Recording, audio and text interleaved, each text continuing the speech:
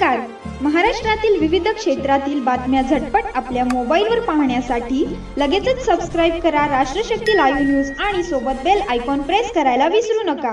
या ठिकाणी येणारी नगरपालिकेची निवडणूक असेल किंवा जिल्हा परिषद पंचायत समितीची निवडणूक असेल, त्या निवडणुकीच्या तयारी संदर्भात आणि एक नोव्हेंबर रोजी माननीय राजसाहेब ठाकरे यांच्या नेतृत्वाखाली जो निवडणूक आयोगाच्या कार्यालयावर मोर्चा आहे, त्या मोर्चाच्या तयारीसाठी आज या ठिकाणी सर्वपक्षीय बैठक बोलवण्यात आली होती.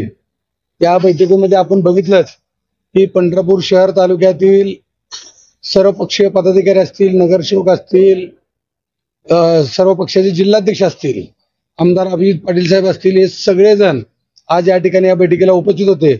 आणि निश्चितपणे आजच्या बैठकीवरून हे लक्षात आलेलं आहे की येणाऱ्या काळामध्ये पंढरपूर नगरपालिका असो किंवा जिल्हा परिषद पंचायत समिती असो, निश्चितपणे आपला विजय या ठिकाणी नक्की झालाय याची मला खात्री आहे.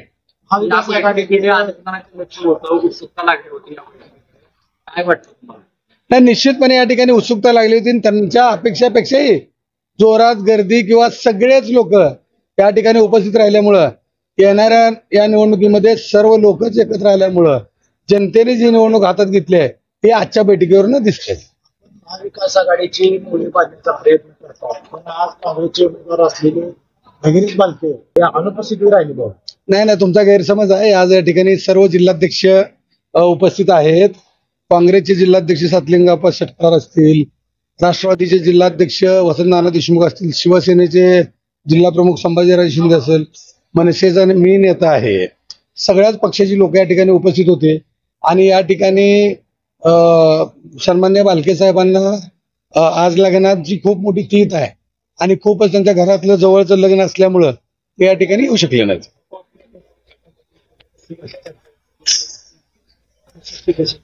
एकी झाले ना, आता काय तुम्हाला अजून काय दाखवलं पाहिजे?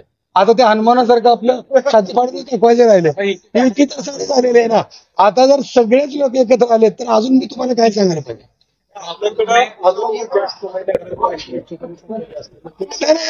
हे कसं आहे की हे विजयाचं होतं काय ना, विरोधी पक्षाकडे त्या ठिकाणी उमेदवारांची वानवा आहे आणि या ठिकाणी आमच्याकडे आमच्या आघाडीकडे प्रचंड गर्दी झाली आहे. त्याचं होतं काय, जर प्रत्येक जण इकडे इच्छुक असेल तर निश्चितपणे या ठिकाणी विजयाची निश्चित असल्यामुळं त्या ठिकाणी आमच्याकडे उमेदवारांची संख्या जास्त आहे. निश्चितपणे एकाच एक लढत पाहायला मिळेल का? नाही पाहायला मिळणार. निश्चितपणे एकाच एक लढत पाहायला मिळेल आणि निश्चितपणे या ठिकाणी सत्ता परिवर्तन होऊन या पंढरपूर शहराचा विकास होईल याची मला खात्री आहे.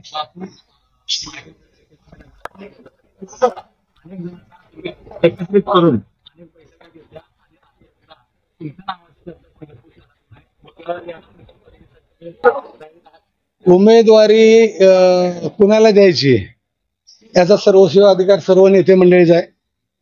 सर्व पक्षीय आघाडी आहे. सर्व पक्षाचे नेते या ठिकाणी बैठक घेऊन चर्चा करून त्या ठिकाणी उमेदवार देणार आहे. पंढरपूर शहरामध्ये वेगवेगळ्या पक्षाच्या वतीनं या ठिकाणी सर्वे चालू आहे आणि त्या सर्वेमधून ज्याचं नाव समोर येईल त्याच्या उमेदवाराचा विचार करतील सर्व पक्षीय नेते.